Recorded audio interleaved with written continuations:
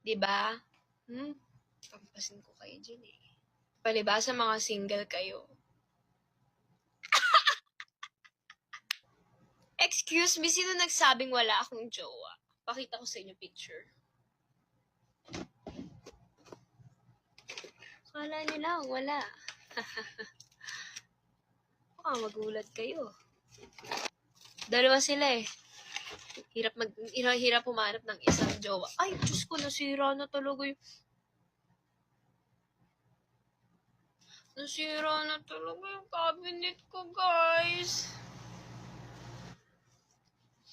Bumigay na siya.